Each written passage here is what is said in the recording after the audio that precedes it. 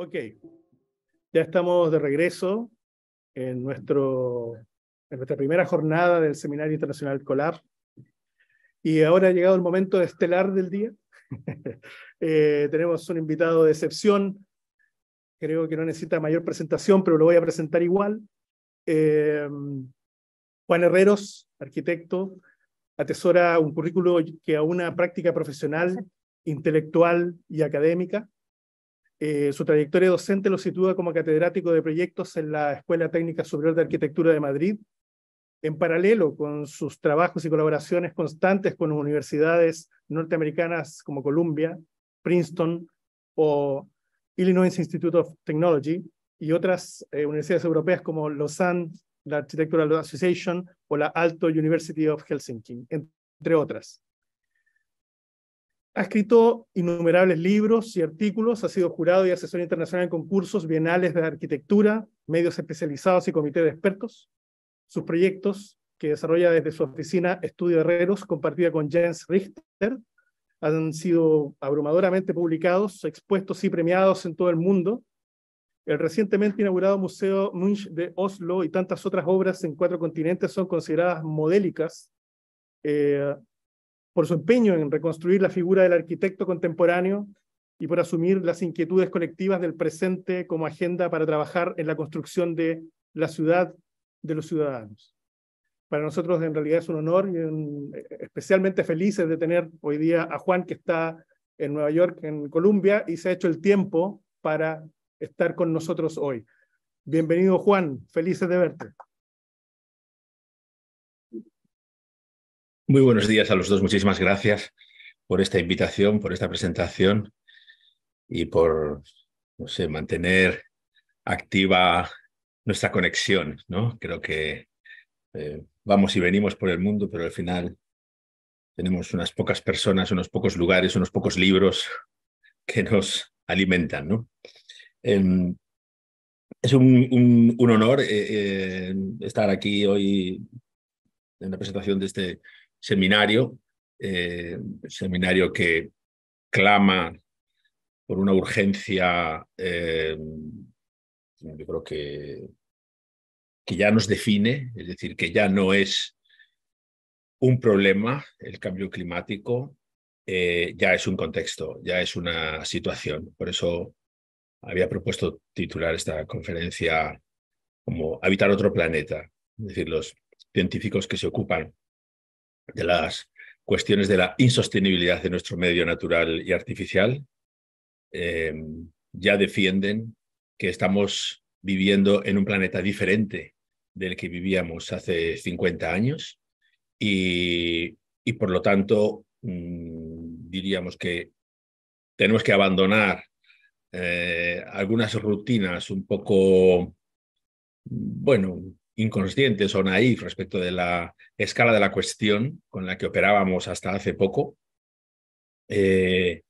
para pasar a una acción que tiene que ver con un cambio muy radical de paradigma en cuanto a lo que hacemos, cómo lo hacemos y para quién lo hacemos. Y cuando digo para quién lo hacemos, es también porque hemos tenido que superar el espectro de nuestros destinatarios, que antes eran solo unos usuarios. Ahora nuestros destinatarios son los usuarios de la arquitectura que hacemos y los que no la usan también. Y además no solo son las personas, sino que también son los animales y las plantas y el agua, que forma parte un poco del temario de vuestro seminario, ¿no? Entonces creo que esta convivencia de lo humano y lo no humano, que habla de que ya es algo más que unos cambios de la vida, es algo más que unos cambios tecnológicos, es algo más que unos cambios de discursos.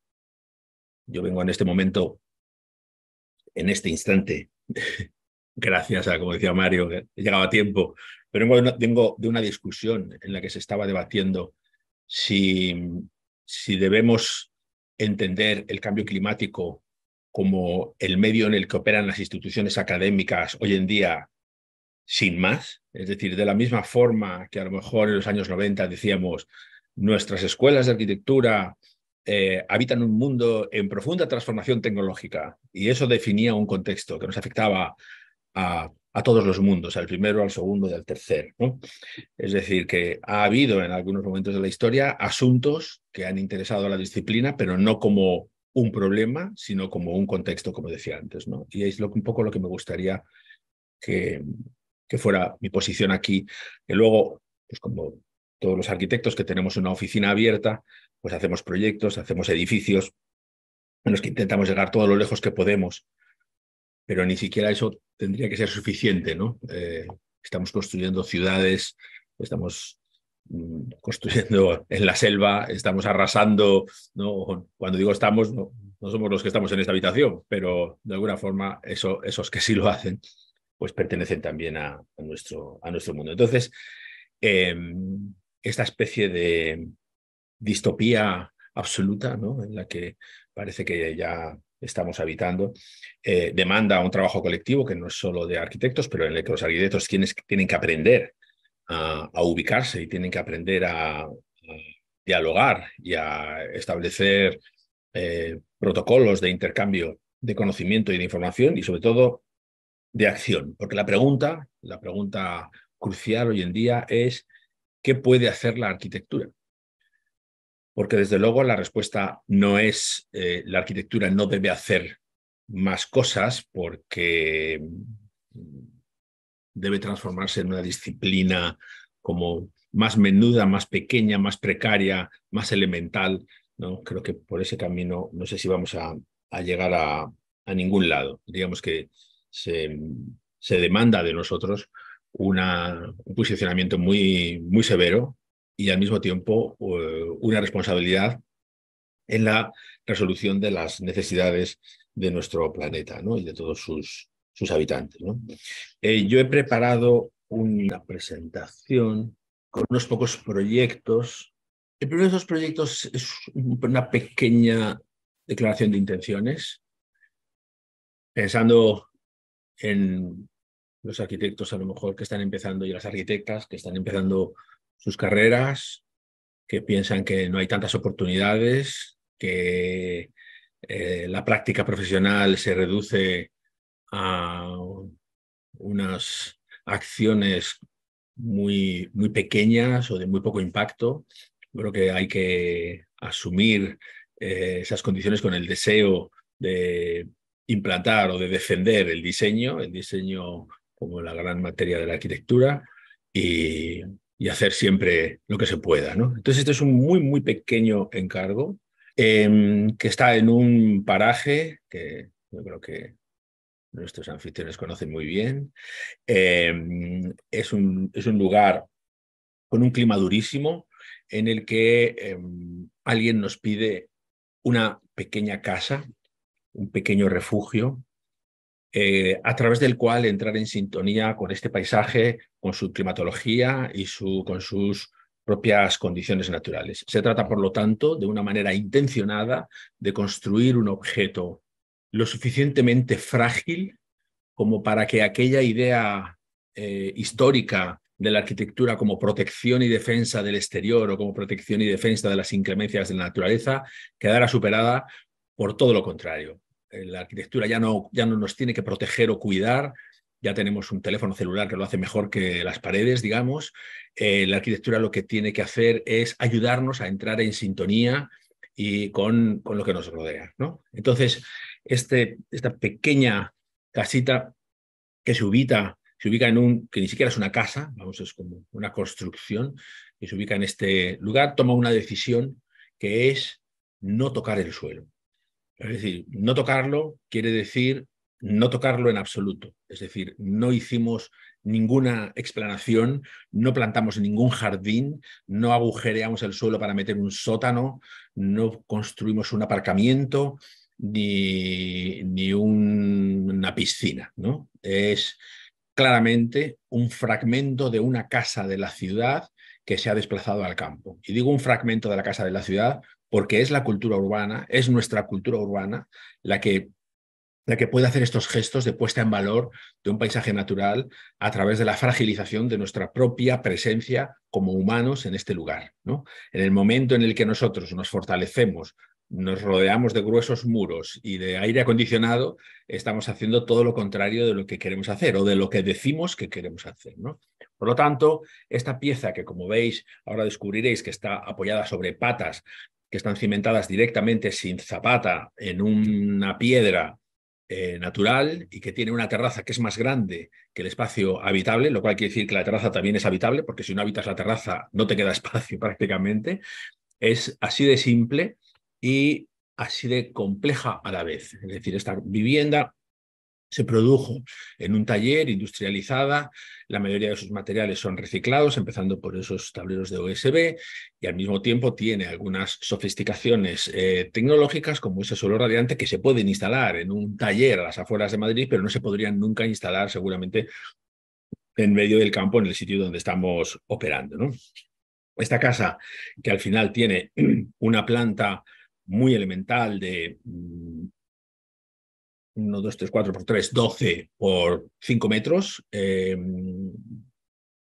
donde se trabaja, se cocina, se come, hay un baño y luego veremos que hay una plantita de arriba con un dormitorio y con una galería de camitas para niños, ¿no? Esta es la misma nave con los trozos de la casa listos para salir y al final este es el resultado, ¿no? Es una pieza muy elemental sobre esa terraza que se apoya en el suelo, como he dicho, sin más complicación, ¿no? Esa es una operación que a mí me parece muy emocionante. Fuimos en un momento del año a plantar estos postes que, como se ve ahí, no tienen, como decía antes, cimentación, más cimentación que la propia piedra. Luego el invierno, la lluvia y los hielos nos limpiaron las piedras de todos los hierbajos y de las tierras acumuladas sobre ellas para dejarlas suficientemente limpias para poder llegar un día con estos camiones y plantar la casa en 12 horas, desde las 8 de la mañana hasta las 8 de la tarde. Esta casa, que como veis está construida totalmente en seco y que tiene, digamos, un criterio de integración paisajística que no viene de la reinterpretación de la materialidad vernacular, sí de la volumetría o sí de la tectónica o sí de la escala de las pequeñas construcciones de labranza o de los ganaderos de la zona, pero no necesariamente con respecto de las fachadas o de las estructuras, que por otro lado no son las de las casas habituales, pero sí son las de las cosechadoras, las de los tractores y las de esos otros habitantes técnicos del paisaje con los que no problematizamos. O sea que la gente puede decir que una construcción metálica de chapa como esta no está integrada en el paisaje, pero nunca dicen que el Volvo que lleva la paja al mercado de la ciudad o que lleva los terneros sí está integrado, ¿no? Al final la casa es básicamente esta plataforma, digamos, ¿no? Sobre la que se realiza una vida cotidiana muy poco exigente y muy poco densa, muy poco sublime, ¿no? Es más que nada un lugar para entender el paso del tiempo. Antes he empezado diciendo que era un fragmento de una casa. Esto es muy interesante porque nuestros clientes insistían en que ellos no querían una casa de fin de semana. Tampoco querían un sitio al que ir como una casa de vacaciones. Ellos lo que querían era un sitio al que pudieran ir cuando quisieran, a cualquier hora y en cualquier condición. De hecho, la forma de uso de la casa ha sido siempre como instantánea.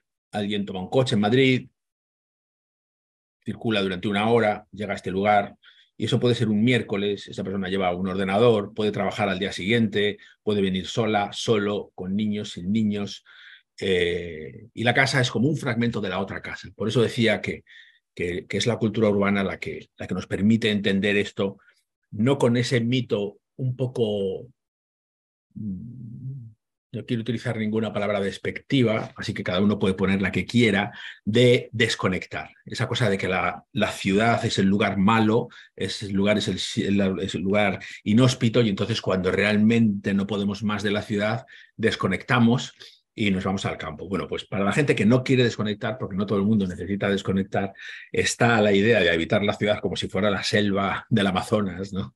Y habitar el campo como si fuera un fragmento urbano, ¿no? Y quizá esta casa lo lo expresa muy bien, ¿no? A través de estas personas. Él es un diseñador gráfico, ella es una ilustradora de libros.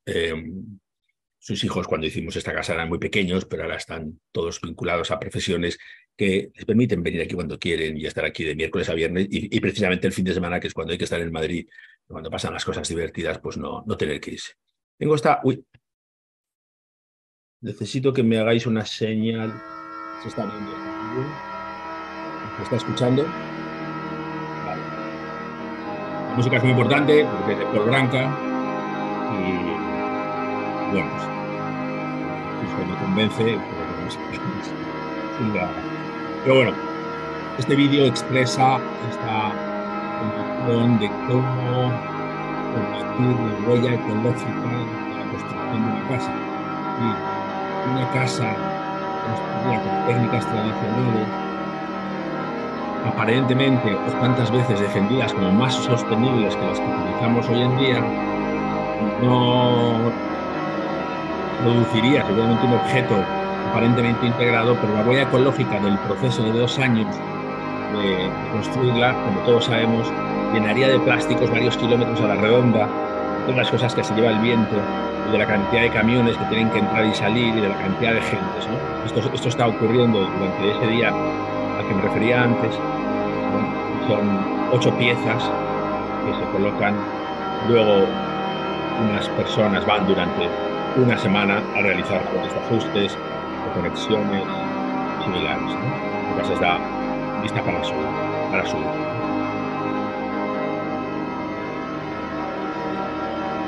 Es junio, es luminoso, hay que dormir la siesta después de haber hecho la primera mitad del trabajo y la gente ya se levanta a su fiesta y vuelve a trabajar.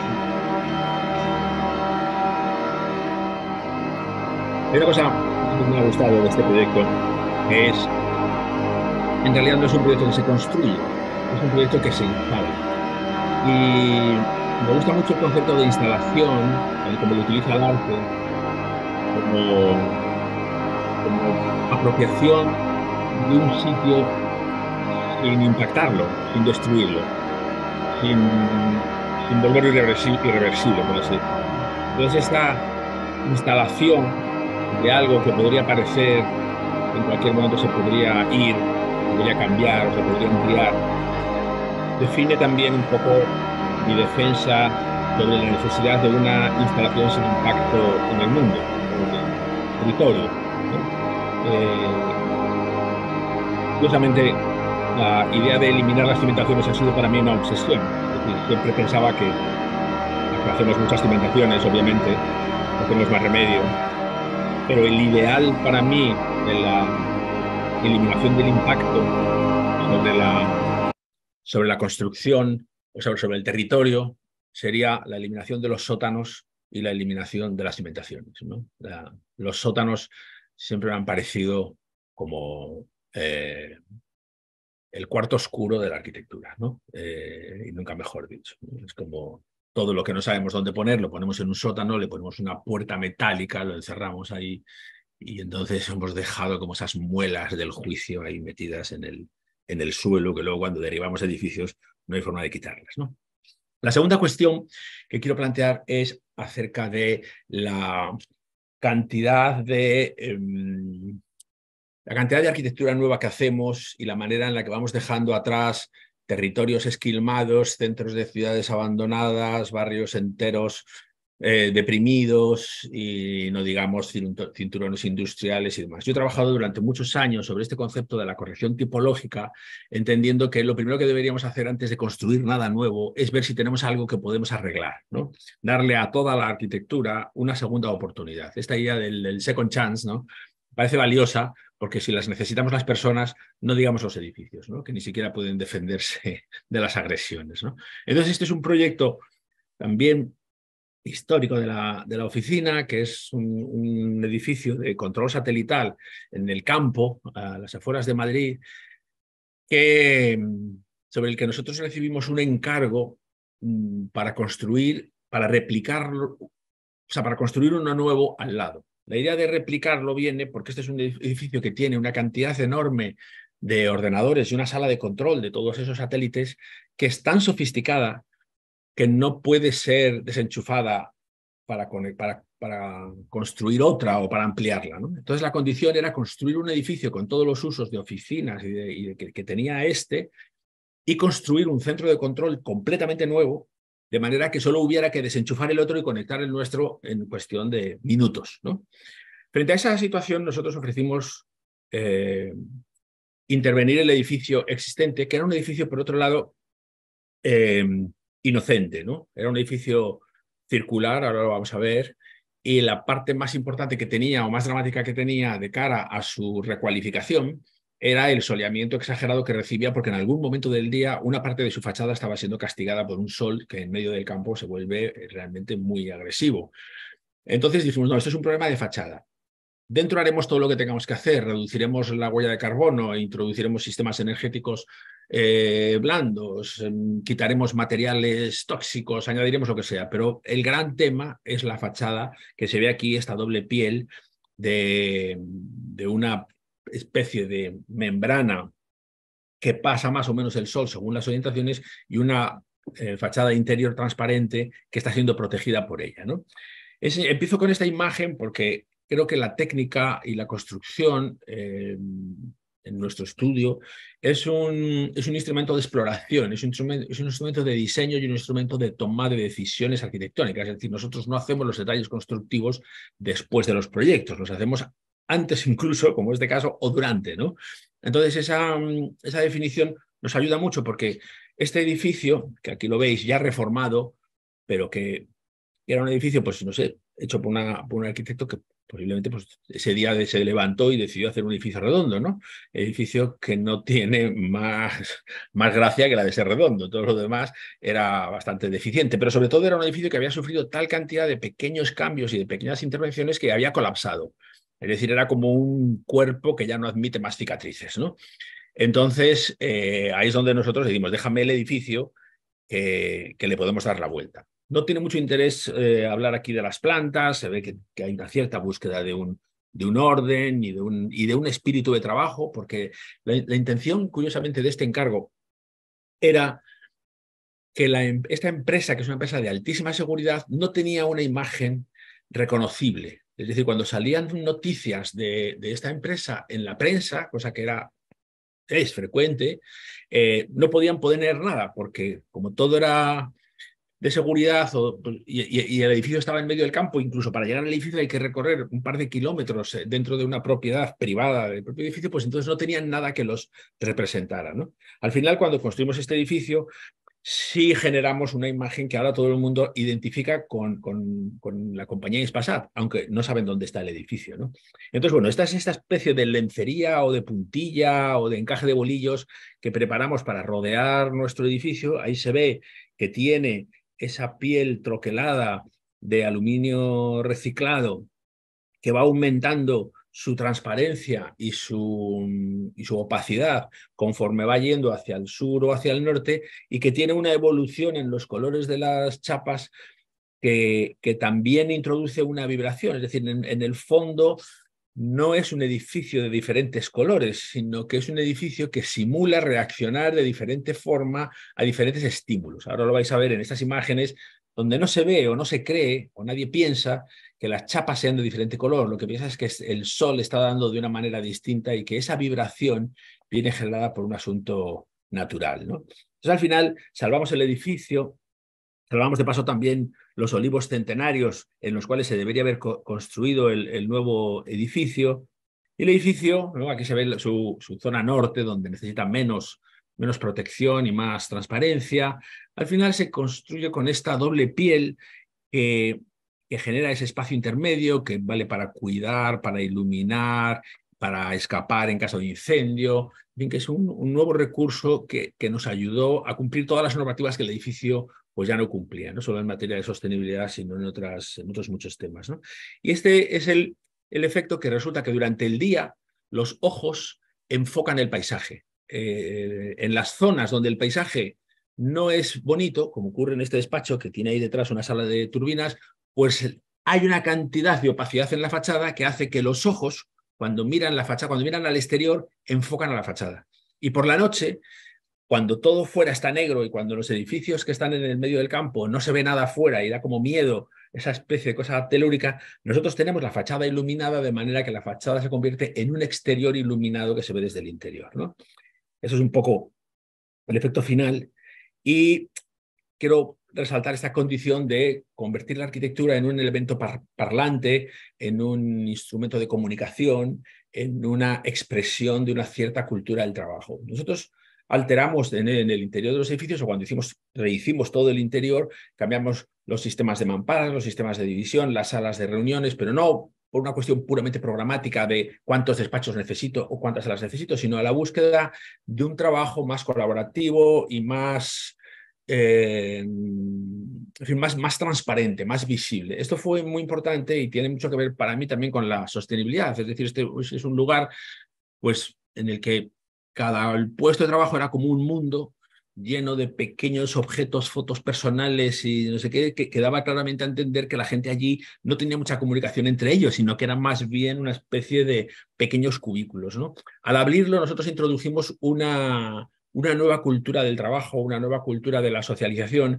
y esta especie de nueva transparencia del edificio y la nueva transparencia institucional que el propio Ispasat consiguió gracias a su nueva sede, pues fue muy trascendental en el cambio de la cultura de la compañía, ¿no? Que desde entonces pues, inició una vía muy moderna porque esta vinculación con la alta seguridad del Estado, de las comunicaciones, de las cadenas de televisión, de todo esto, pues le daba al trabajo en este sitio, aparte de estar apartado de todo, un contenido un poco siniestro, ¿no? Entonces, de repente se convirtió todo lo contrario, en un lugar interesante, optimista, en el que trabajar, ¿no? Y también, pues, construir un cierto orgullo sobre esta adscripción de la compañía a digamos, a las inquietudes que atraviesan el presente relativas a la sostenibilidad y al cambio climático, ¿no? Aquí está el sitio y en su sitio. Esta es una obra que se terminó en el año 2010, o sea que tiene bastante historia ya, ¿no? El tercer caso que quiero enseñar tiene que ver con el ensayo de una construcción realmente, no sé, como radical y ambiciosa en cuanto a la reducción de la huella de carbono. Eso es un concurso, es cierto que es un concurso en Fribourg, una ciudad de Suiza, con grandes medios para construir este edificio, que no es económico, pero es un poco la puesta a punto de algo. Este edificio tiene un programa fascinante. Es un laboratorio de ensayo de nuevos recursos domésticos. Es decir, es un sitio donde se ensayan arquitectura, soluciones arquitectónicas, materiales, sistemas constructivos, pero también propuestas teóricas, documentadas sociológicamente, psicológicamente, etcétera, de la vivienda de hoy y del futuro. Es decir, que está en una universidad y es como un gran laboratorio de la arquitectura asociada a la necesaria revolución de la vivienda. La demanda del concurso, precisamente por el contenido del edificio, era huella de carbono casi cero, porque cero ya sabemos que es imposible en cuanto tengas que recurrir a la resolución de ciertas cuestiones, como climatizaciones o cimentaciones, como decíamos antes, pero básicamente es un edificio construido enteramente en madera, y con una ponderación sobre la cantidad de vidrio, la cantidad de luz, el control de la radiación. Es decir, esta fachada en zigzag que veis permite bloquear, como se ve, por ejemplo, allá abajo a la izquierda en algunas ventanas, permite bloquear uno o dos de los lados del zigzag, de manera que si tú bloqueas el lado del oeste, pues entonces te estás dejando que la luz entre por el norte. Esto es Suiza, tampoco es el lugar más soleado del planeta, pero sí hay que tener cuidado porque los atardeceres son muy largos en verano y los amaneceres pues tienen un sol del este que si no, aunque no la mayoría de los días a lo mejor no son muy despejados, pues el día que lo son, la ganancia térmica es enorme. El edificio tiene también una cierta reflexión sobre esta condición de la sostenibilidad, igual que antes hablábamos de que Ispasat tenía una reflexión sobre la relación entre sostenibilidad y cultura del trabajo. Este tiene también una reflexión entre sostenibilidad y cultura de la investigación. Es decir, está basado en que la investigación es en realidad una práctica colectiva, porque investigar es producir conocimiento útil para los demás. Es decir, nosotros que en arquitectura utilizamos la palabra investigación algunas veces con una cierta alegría, no somos conscientes de que investigar es generar un trabajo que otros pueden seguir, que es lo que a lo mejor no ocurre con otras disciplinas, ¿no? Pero un investigador, si está trabajando sobre cualquier tema, cáncer, ¿no? El día que lo publica, eso automáticamente cae en manos de otros que siguen sobre eso trabajando, ¿no? Entonces aquí, bueno, pues hay esa idea de que las oficinas y los lugares de trabajo así más concentrado, más de ordenador, más de mesa, más de reunirse, están en los bordes del edificio o van ocupando ciertos sectores del edificio y dejando unos agujeros, unos grandes agujeros que son dobles alturas y triples alturas, donde hay talleres mecánicos, laboratorios, de manera que las circulaciones se producen alrededor de esos lugares de experimentación y que es un sitio un poco donde se ve lo que está ocurriendo, ¿no? Aquí se ve el acceso con ese canopí donde aparcan las bicicletas y ahí al fondo hay una construcción, un antiguo silo que también el proyecto podía derribar y que nosotros optamos por no derribar e incorporarlo al programa del proyecto, ¿no? Esta es la sección de la estructura que nosotros la hicimos con el profesor Schwarz, que posiblemente conocéis porque es el calculista de estructuras de muchos arquitectos suizos favoritos de todo el mundo, ¿no? Con el que inventamos unos nudos que ahora enseñaré muy particulares. Este es un diagrama de programa que trata un poco de explicar esa centrifugación de los usos menudos a los exteriores y de las cosas grandes en el centro, que a su vez siempre que están en el centro igualmente tienen una fachada a la que miran, ¿no? Como por ejemplo ocurre aquí con estos laboratorios, ¿no? Y mientras que lo más individual está en los perímetros o en este anfiteatro que durante el día o a las horas que no está en uso es un lugar de encuentro y socialización, pero que de repente pues ocurre algo, se hacen presentaciones, se hacen congresos, se hacen conferencias ahí, ¿no? Y así podemos ir viendo las imágenes y las plantas, ¿no? Con esta misma constitución. Hay un momento en el cual el edificio se retranquea, se producen unas terrazas observatorio en la penúltima planta, que a su vez generan lugares de trabajo al aire libre, también es un sitio en el que si no llueve o no hiela directamente se puede hacer, y el edificio pues tiene esta cosa de que es muy pragmático en su organización estructural, vertical y horizontal, pero al mismo tiempo es muy flexible y muy variado, tanto que la estructura puede cambiar. Y esta es una cosa que nosotros pensamos que no iba a ser posible, pero o que enunciarlo era como un brindis al sol, pero luego resulta que no lo fue y ahora veremos algo. Estas son las oficinas. Como veis, las oficinas tienen tres bandas. Una abajo, una de circulación, luego una intermedia donde hay desde sofás hasta mesitas, pequeñas cocinas, lugares de encuentro y luego la oficina propiamente dicha en la que trabajan una, dos o tres personas, ¿no? Esta especie de domesticidad de la oficina nos pareció muy atractiva en el sentido de decir hacia dónde camina la oficina, ¿no? Si ahora nos hemos llevado la oficina a casa y nuestra casa es una casa oficina, ¿no? Después de la pandemia en medio mundo, pues ¿qué es lo que nos vamos a llevar a la oficina para que la oficina siga siendo el sitio en el que queremos estar? Porque nos interesa estar, porque a pesar de todo nos interesa estar con la gente, nos interesa trabajar y discutir y comentar y intercambiar conocimiento. Y entonces, igual que rechazábamos antes esa idea de desconectar de la ciudad porque me voy al campo, donde soy un colonizador bastante convencional, ¿no? Aquí también diríamos que esa desconexión o esa conquista que supone no ir a la oficina para ir a casa, pues bueno, también debe ser matizada, ¿no? Porque también las personas pues necesitan intimidad para trabajar o silencio o encontrarse con sus semejantes, ¿no? Y entonces por eso hicimos este trabajo sobre la domesticidad del espacio doméstico. Hay mucho trabajo, aunque es el más acoplado, digamos, a la temática del seminario. No lo voy a explicar porque creo que de esto vais a ver mucho y seguro que sabéis un montón, pero hay muchísimo trabajo realizado sobre las reacciones de la arquitectura a los estímulos del sol, de la humedad, del viento, de todo. Luego enseñaré incluso algún otro. Esa es la estructura. Enseño este dibujo tan bonito, que parece un dibujo así como de Grego o de Conrad Waxman, ¿no?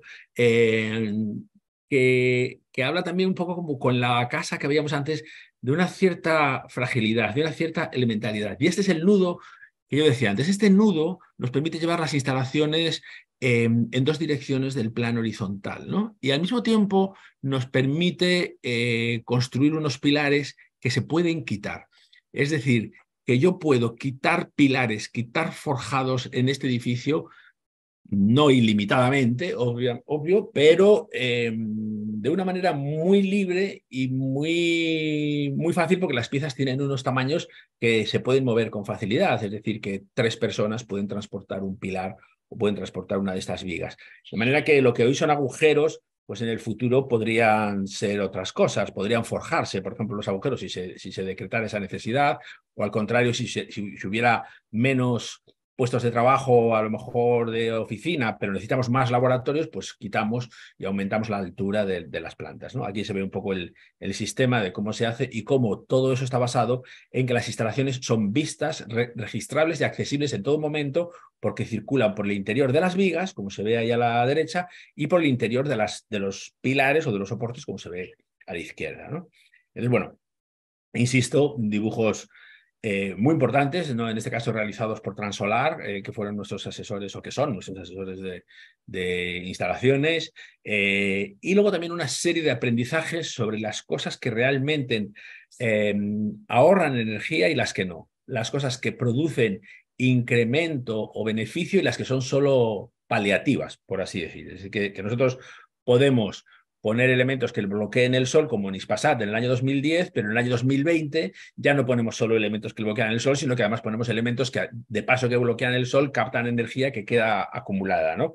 O de la misma forma que nos protegemos de la lluvia o de la humedad, porque es un problema muy serio de cara al confort de los edificios, pues en este caso, de toda esa humedad de la que nos protegemos y de toda esa ayuda a la que nos protegemos, resulta que acumulamos ese agua y nos la guardamos y la utilizamos para usos posteriores, ¿no? Y hay más de esos ingredientes de los que supongo que estos días vais a ver muchos, ¿no? Y la verdad es que la gente de Transolar, junto con nuestros expertos en estructuras y en construcción, hicieron un trabajo extraordinario sobre la evolución del edificio a lo largo del día y a lo largo de las estaciones del año, utilizando las estadísticas del clima de esos años, ¿no? Entonces, bueno, este es el último dibujo de este capítulo, que no pongo el detalle porque cuando uno ya ha contado el edificio de repente pone el detalle, sino es un poco para explicar esta obsesión nuestra de que el zoom que se hace en un edificio tiene que mantener la misma tensión, tiene que seguir hablando de lo mismo. Es decir, no hay un momento en el cual la arquitectura es conceptual, pero la construcción es técnica o la construcción es puramente pragmática o científica. Entonces, yo necesito, ¿no? O les exijo a mis alumnos que cuando ellos van haciendo zoom a sus edificios y al final solo hacen un detalle del encuentro de una losa con una fachada, yo les digo, ¿cómo puedo saber que este detalle es de tu edificio? ¿No? Porque el encuentro de la losa y la fachada, pues, por lo general son como copiados de los libros de construcción, ¿no? Pero al final nos interesa mucho saber en qué todo momento, como decir, cómo es esto en mi edificio, cómo tiene que ser esto que aparentemente tiene una solución universal, ¿no? Así fue como conseguimos con el profesor Schwartz llegar al nivel de ambición y de proposición de este edificio, ¿no? De manera que podemos identificar muy bien que la imagen de la derecha solo se consigue con una aproximación constructiva, tectónica, espacial, intelectual y pragmática, como lo que viene a la izquierda. Bueno, aquí se ve un dibujo del equipo. Luego veremos más dibujos del equipo. Esta es para nosotros como una especie de religión, es decir, la revolución o la renovación necesaria del concepto de trabajo en equipo salvará nuestra profesión. Es decir, solo si nosotros somos capaces de trabajar en equipo con mucha gente muy diferente, con mucha gente de muchas generaciones y con mucha gente con intereses muy diferentes, la arquitectura volverá a ser relevante en la construcción del mundo. Cuando digo muchas generaciones, lo digo también porque si no queremos que la arquitectura desaparezca porque las nuevas generaciones viven en la precariedad de la consecución de sus primeros trabajos o languidecen mal pagadas en estudios de todo el mundo, pues resulta que no se establecen conexiones productivas entre estudios a lo mejor un poco más establecidos y estudios más jóvenes. Nosotros hacemos eso, nos asociamos casi sistemáticamente con gente muy joven para hacer nuestros proyectos, porque además nos gusta y lo necesitamos y es una buenísima inversión, pero sobre todo porque entendemos que se ha producido en los últimos años una tremenda escisión en casi todos nuestros contextos, y creo que en Chile también, entre unos arquitectos establecidos con oficinas que funcionan y que tienen una cierta capacidad de llegada a los poderes, a los dineros y a los políticos, y un estrato inferior de arquitectos y arquitectas que sobreviven malamente realizando unos trabajos de extraordinaria calidad y sensibilidad, pero con los que apenas pueden sacar adelante una oficina, ¿no? Por eso hubo una nueva cultura de la colaboración. Una nueva cultura de la colaboración, yo siempre digo que es como ahora que ya casi nadie fuma, ¿no? Pues necesitamos una nueva cultura de la colaboración, porque la colaboración en los años 70 era básicamente fumar. Es decir, salas llenas de gente con ceniceros rebosantes de colillas y muchas tazas sucias de café. Eso era lo que llamábamos colaboración, ¿no? Pero bueno, quizás sabemos hacerlo ya de otra forma, ¿no? Este lo que quiero contar es el centro de eventos Agora Bogotá, que no me gusta llamarlo centro de congresos, por razones obvias, ¿no? Y sobre todo porque lo que plantea este proyecto es desde el primer día un trabajo en colaboración con equipos de tremenda disparidad de disciplinas sentados en la mesa juntos desde el primer día. Eso nos lleva a trabajar con unos expertos americanos de Estados Unidos en centros de congresos. Y estos señores que habían hecho cientos de palacios de congresos sabían enunciar el problema de los edificios, pero no sabían la solución. El problema era que esto ocurría en el año 2010 y 2011, en la gran crisis de Lehman Brothers alrededor del mundo, tenía vacíos los centros de congresos, porque los congresos se realizan con los excedentes de las compañías y con los excedentes de todo tipo. Es decir, si no había una cierta holgura económica, nadie podía gastarse el dinero en organizar un congreso de dentistas, ¿no? Entonces, ¿qué pasaba en el mundo? Que esos edificios de centros de congresos con unos auditorios ligeramente inclinados y con un escenario, en fin, muy poco equipado, apenas para que 4 o 5 personas que tengan un micrófono y se escuchen entre ellas, pues no valía para ninguna otra cosa que para hacer congresos. Y entonces, cuando desaparecieron los congresos, resulta que estos edificios se vinieron abajo todos ellos, porque en un sitio donde haces un congreso no das un concierto. En un sitio donde haces un congreso no puedes escenificar un teatro y tampoco puedes hacer algunas otras cosas como, yo qué sé, una rave de música electrónica o un festival de cine. Entonces resulta que esto que estaba pasando para nosotros en el contexto español de una manera muy dramática, pues confrontado con estos expertos en la mesa, pues llegamos a la conclusión de que íbamos a hacer los suelos planos. Y por lo tanto, este es quizá el primer centro de congresos que se construye de este tamaño en el mundo que no tiene suelos inclinados, ¿no? Es decir, que no es un centro de auditorios escasamente equipados, sino todo lo contrario. Es un complejo de lo que se llama técnicamente black boxes, que son espacios isótropos en los que una parrilla equipada de techo te permite construir o sea, te permite desplegar cualquier organización del espacio, centrada, focalizada, dividida, etcétera, ¿no? Esto a nosotros nos lleva a un planteamiento muy importante, que es el de decir la dirección de un centro de eventos, que ya no se llama congresos, deberá decidir hasta qué punto tiene capacidad, inteligencia, creatividad para programar el espacio. Es decir, cuántas competiciones deportivas, cuántas exposiciones de diseño de coches, cuántas eventos, cuántas fiestas se pueden hacer en un lugar plano en el que caben de 5 a 5.000 personas, ¿no? Entonces el edificio, pues bueno, ha pasado un poco a la historia por eso. Y otra cosa por la que ha pasado es por no tener, no ser horizontal, es decir, no tener esa ortodoxia de la concatenación de los espacios de congresos, ¿no?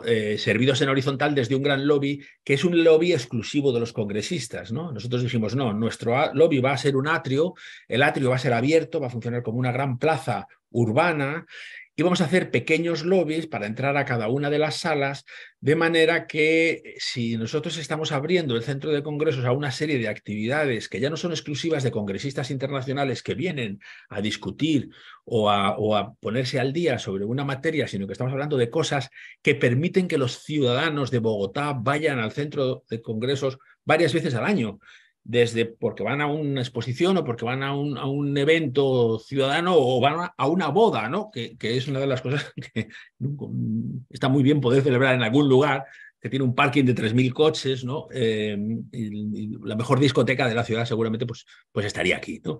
Entonces, esa condición de que el edificio se levanta, apila los escenarios, crea esos lobbies en altura desde los cuales se tienen visiones de la geografía y de la ecología de Bogotá, de manera que uno mira los cerros, otro mira al centro histórico, otro mira al llano y otro mira a los nuevos desarrollos, camino al aeropuerto, pues está también utilizando el edificio como una especie de device de entendimiento y de enamoramiento de la ciudad, ¿no?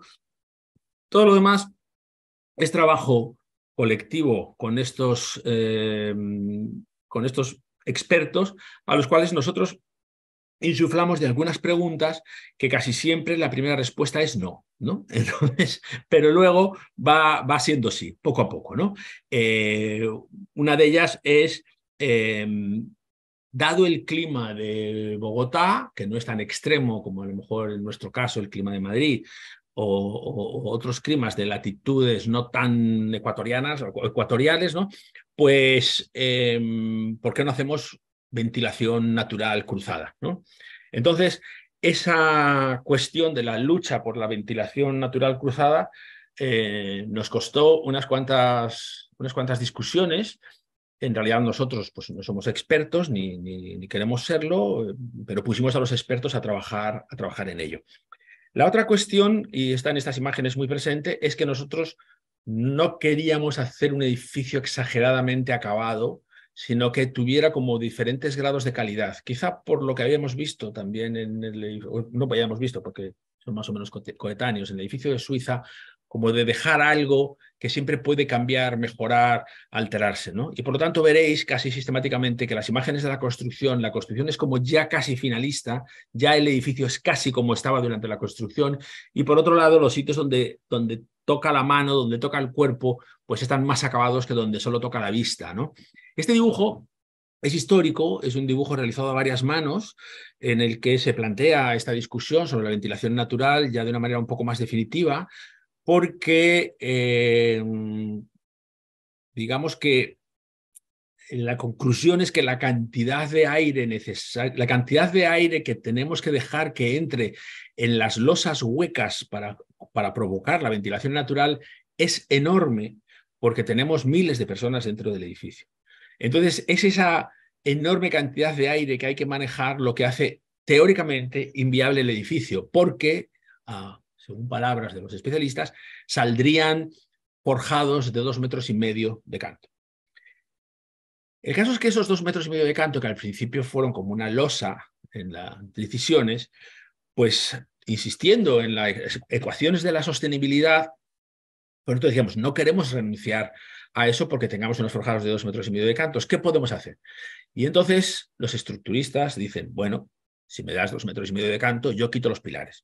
Los de la monitorización y la automatización del edificio dicen, hombre, si a mí me das unos cuartitos en todos esos forjados de 2,5 metros de alto, yo meto unas centrales de control de la higrometría, de la temperatura y bajo los costes de mantenimiento del edificio un 30%. Y entonces todo el mundo empieza a pedir cosas escondidas en esos 2,5 metros de los forjados, que al final tienen que tener planta, y resulta que son un espacio que no solemos hacer, ¿no? Planos de los interiores de los techos técnicos, pero resulta que hubo que hacer planos de estos lugares donde acabó habiendo cocinas, almacenamientos de agua y otras muchas cuestiones que venían facilitadas de nuevo por la verticalidad del edificio. Es decir, es la verticalidad del edificio, su propia condición como gran chimenea, lo que le permite afrontar este reto de la ventilación natural y, por lo tanto, de la no utilización en absoluto de aire acondicionado. Es decir, este edificio tiene 0 máquinas de aire acondicionado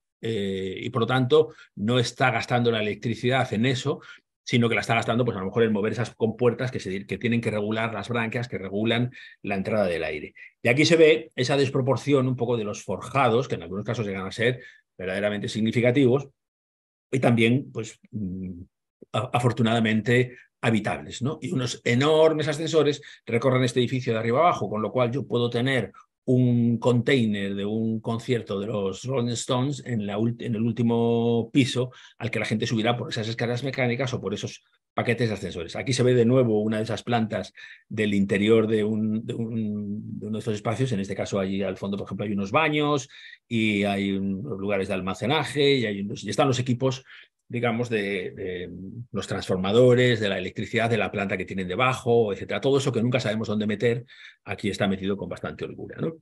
Entonces, bueno, eso quiere decir que los detalles, de nuevo, los detalles constructivos, ese dibujo que enseñaba el último de Friburgo, pues empiezan a ser muy importantes porque tienen dimensiones que se manifiestan mucho en la arquitectura y que nosotros queremos controlar, es decir, que no queremos que las cosas se nos desmadren y en aras de una cierta eficiencia sostenible o energética, asumir, como ha pasado un poco en la arquitectura reciente, que de repente las cosas se vuelven muy gordas o que las cosas se vuelven muy antipáticas, ¿no? Pero hay que aceptarlas por la defensa del planeta. Bueno, pues nosotros las aceptamos, pero de paso intentamos que tengan como una presencia más atractiva. Y hay estos diagramas, estos los hizo Arup, en este caso, son animados, pero pesan tal cantidad de gigas que no los puedo meter en el PowerPoint, que hablan de la evolución de la temperatura del aire del edificio a lo largo de una jornada, ¿no? De manera que entramos en el edificio a las 7 de la mañana, 17 grados, y salimos del edificio a las 8 de la tarde con el edificio a 24 grados, que es un poco al límite del confort, ¿no?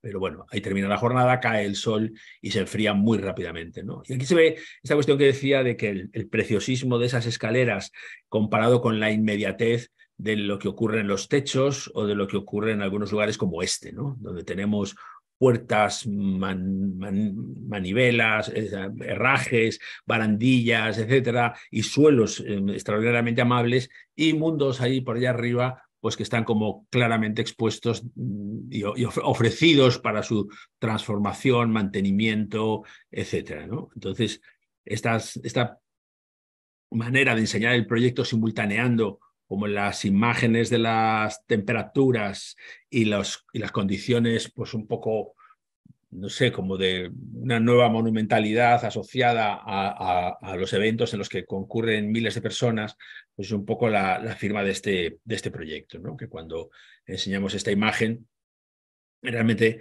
no estamos solo hablando de lo que estamos hablando, sino de que con mucha intención, con ambición y con ayuda experta, es posible generar situaciones que, en nuestro caso, pues muchas veces pensábamos que estaban, digamos, excluidas de nuestro ámbito de acción, porque esas son cosas que ya solo pueden hacer ciertos arquitectos, ¿no? Aquí se vuelven a ver dibujos de estos que tienen mucha complejidad, pero que en realidad siempre son arquitectura, es decir, que no hay tripas ni mundos ocultos, siempre estamos hablando de este edificio que se muestra a sí mismo y que se presenta orgulloso y donde las transparencias de las fachadas, como ocurría con Lodis Passat, y la variedad de esos vidrios son los que le están dando la vida a lo largo del día, a lo largo de la semana, a lo largo del año, a lo largo de las estaciones, etcétera, ¿no? De manera que es un objeto, de nuevo, reactivo. Es decir, que aquello que quería ser la pequeña casita de Ávila también puede ser cuando tenemos un aparato como este que tiene 75.000 metros cuadrados. Aquí vemos cosas que para vuestro seminario pueden ser muy interesantes, como que fue necesario dibujar las fachadas de una manera completamente diferente para saber en qué momento nos estábamos pasando, en qué momento la proporción de vidrios empezaba a ser negativa en términos de ganancia, o estos despliegues verticales de montantes de cerramiento que lo que hacen es negociar la profundidad para producir una sombra y evitar una ganancia térmica. Por lo tanto, pues claro, hay montantes muy profundos en el sur y en el oeste, hay montantes muy poco profundos en el norte y en el este, ¿no? Estas son, de nuevo, piezas, que es como se montó la fachada, que son piezas de 2,5 pisos, que venían montadas desde Galicia y que vienen con todo, con los vidrios, con las persianas, con todo. Y aquí se ven las branquias que regulan la entrada del aire, ¿no? Creo que si veis mi cursor están aquí. Las entradas del aire en el edificio, que se van abriendo conforme el volumen de aire necesario en ese forjado pues va creciendo, ¿no? Al final, el edificio se instala un poco en la ciudad así como si fuera un accidente topográfico más, como si fuera una pequeña montaña, ¿no? Y lo que para nosotros es más valioso es que es un edificio público para el público, es decir, que no es un centro de congresos, de estos a los que vienen unos tipos de otro país o de otro sitio que están allí encerrados 3 días en un hotel y yendo al centro de convenciones donde hacen toda su vida, no interactúan con la ciudad, pero luego resulta que ningún ciudadano ha ido al centro de convenciones de su propia ciudad, ¿no? O es bastante raro, ¿no? Entonces, la idea de que se pudiera convertir en un centro, en un punto de orgullo colectivo, pues nos parecía importante. Y por eso le pedimos también a Arup que nos hiciera estos diagramas de interacción del edificio, que se le ve ahí arriba, ¿no? Se ve aquí, interacción del edificio con las corrientes de aire, de temperaturas, etcétera, de la propia ciudad, entendiendo que lo que estamos construyendo, como decía yo antes, no son solo nuestros edificios para nuestros usuarios, sino para otros muchos usuarios y para otros muchos destinos y para otros muchos mensajes, ¿no? Que en este caso, pues, este edificio posiblemente en su momento sería pues, el edificio tecnológico más avanzado o de tecnologías más avanzadas que se había construido en el país y entendemos que lo mejor que le puede ocurrir es servir también un poco de abrir puertas para que otros puedan hacer cosas o puedan atreverse a hacerlas, ¿no? Y ahora voy a terminar con este proyecto que lo quiero referir a esta condición de la experimentación. Es decir, para mí, experimental, que es una pregunta que me he hecho muchas veces porque es una palabra que utilizamos con demasiada ligereza, ¿no? Para mí, experimental es todo aquello que trata de hacer algo que no sabes qué solución tiene, ¿no?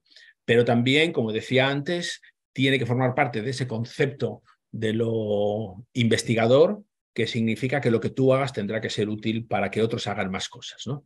Entonces, este es el Museo Munch de Oslo, es un edificio complejo, nos ha costado mucho sacarlo adelante, mucho tiempo sobre todo, casi 12 años, ¿no?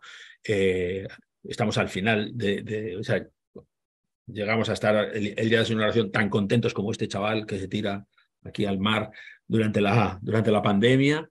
El edificio se terminó en el año 2019 en otoño, no se inauguró porque el clima de la ciudad era demasiado duro y pensaban que no iban a ir, la gente no, o sea, que la inauguración no iba a tener el esplendor necesario, llegó la pandemia y se acabó inaugurando 2 años después, ¿no?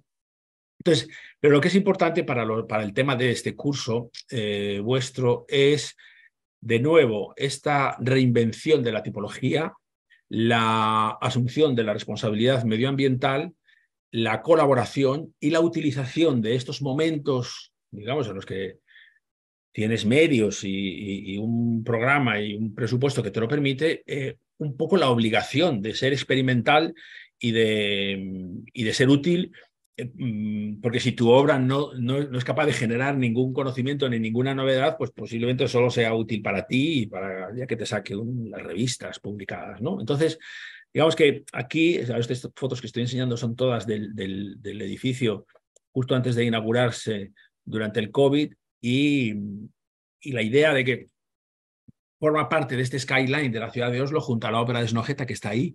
Entonces no quiero hablar mucho de arquitectura, no quiero hablar del proyecto, no quiero contaros por 100ª vez el Museo Munch, ¿no? Que seguro que muchos ya lo conocéis, solo quiero hablar del tema que nos ocupa, ¿no? Que es cuando nosotros hacemos arquitectura, cuando asumimos una responsabilidad, cuando queremos emitir un mensaje, cuando queremos demostrar que la arquitectura vale para algo, al mundo y a los demás, pues tenemos que hacerlo con la convicción de que efectivamente lo que estamos haciendo es útil más allá de las paredes de nuestro edificio. Este dibujo es una obra de arte, pertenece a una obra de arte que hizo Fischer, un artista que podéis encontrar en internet en 2 segundos, en el que vectoriza las fotos, vectorizaba, porque esto es una cosa del año 2008 o así, vectorizaba las fotos de los viajeros subidas a Internet. Esto es antes de Instagram, es de la época Flickr, digamos, ¿no? Es bastante rudimentario. Ese es el plano de Oslo. En la página de Fisher hay muchos planos de muchas ciudades y seguro que está vuestra ciudad y podéis reconocer vuestra ciudad dibujada con estos vectores de los turistas, que es un poco el mensaje que lanza Fisher. Y es que el manejo de la información sobre los lugares que visitamos redibuja esos lugares con gran precisión. Los que conozcan Oslo, pues aquí están identificando las islas, están identificando la bahía del ayuntamiento, están identificando la calle Mayor, están identificando el parque Vigeland y están viendo aquí a la derecha un punto grueso que es la ópera de Snøhetta. Es decir, en el año 2008 la ópera de Snøhetta ya era un spot de comunicación lo suficientemente importante como para competir con cualquier edificio histórico. Es decir, que así cuando pensamos que la arquitectura antigua, clásica, la de los monumentos, es la de los viajeros, pues resulta que no tanto. Y esto es una buena lección para saber que no solo tenemos una responsabilidad, sino que tenemos una oportunidad enorme de transformar o desplazar el centro de gravedad de las ciudades. En el caso del Museo Munch nuestro, esto se hizo también gracias a esta serie de compromisos medioambientales que asumimos desde el principio y a la revolución tipológica que planteamos parecida a la de Colombia, ¿no? Que es decir, nosotros queremos construir un edificio en altura para liberar suelo. En este caso, el objetivo fundamental era liberar suelo y regalarle a la ciudad el 75 o el 80% del site que el concurso nos había concedido, site que luego la ciudad ha desarrollado mediante una playa y construyendo otras cosas que nosotros no quisimos hacer. Y por otro lado, en esa altura lo que nos permitía es convertir el propio edificio, también siguiendo ese razonamiento de los observatorios, de los 4 observatorios del edificio de Bogotá, en un gran plano vertical, en un gran espacio vertical que continuaría el espacio público de la cubierta del edificio de Snøhetta en un mirador de sucesivas capas de la ciudad. Es decir, que un monumento a la sostenibilidad en una ciudad que tiene digamos, una política casi de emergencia con respecto a los consumos energéticos y del cambio climático, pues nos parecía muy interesante. Y entonces resulta que la visita de este museo se produce mediante un sistema ascendente de circulación que nos permite ver desde cada piso una diferente perspectiva de la ciudad de Oslo y, por lo tanto, un diferente estrato histórico. Es decir, saber de dónde venimos y a dónde vamos, ¿no? Y si el museo es el sitio donde vamos a describir qué es lo que queremos ser como sociedad, pues nos parecía muy importante hacerlo a través del propio uso y a través de el propio deambular por el edificio. Es decir, que los museos todos se declaran universales, acogedores y diversos, pero luego pues no sabemos muy bien en qué arquitectura se traduce eso, ¿no? Entonces, aquí, ¿en qué se traduce? Aquí se traduce en que el podium acumula todos los usos públicos y acogedores del edificio. Es decir, que en el podium está el auditorio, está el cine, está la cafetería, está la tienda, está la biblioteca, está el centro infantil, está el centro de investigación. Es decir, es como una gran plaza cubierta en el lobby del edificio que se ve ahí en este esquema, rodeado de usos como si fuera un gran espacio urbano, uno de los cuales es un museo. Uno de los cuales es un museo que es esa torre. Hasta que uno no entra debajo de la torre, no está en el museo. Lo que está donde está, mientras tanto, es en un fragmento cubierto de espacio público lleno de equipamientos colectivos. Lo cual quiere decir que los ciudadanos de Oslo vienen aquí continuamente. Vienen aquí porque vienen a comprar un regalo para un cumpleaños o vienen a ver una exposición temporal o vienen a usar la biblioteca. Y los turistas pues tienden a ir más a la torre a ver sus Munch, ¿no? Aquí se ve un poco este esquema que viene de los días del concurso. Y se ve el lobby con ese lucernario que marca la fachada de la torre que cae hasta el suelo, ¿no? Y la separación entre el edificio público y el edificio, digamos, del museo.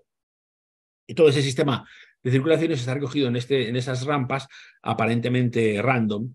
Y este edificio no tiene sótanos. Es decir, en el museo, en el programa del concurso, se concedían unos cuantos miles de metros cuadrados a unos sótanos que supuestamente eran inevitables y había que llenar de máquinas y de almacenes y de bodegas y de cosas que luego nosotros conseguimos eliminar. Ese es ese fragmento muy estrecho que recorre toda la fachada oeste, desde la cual se ve la ciudad, y que se corona en este observatorio que está abierto con acceso directo desde la calle, es decir, que es una plaza, es un espacio público, no hay que entrar en el museo y pagar un ticket para llegar hasta aquí arriba y disfrutar de ese entendimiento de la ciudad, ¿no?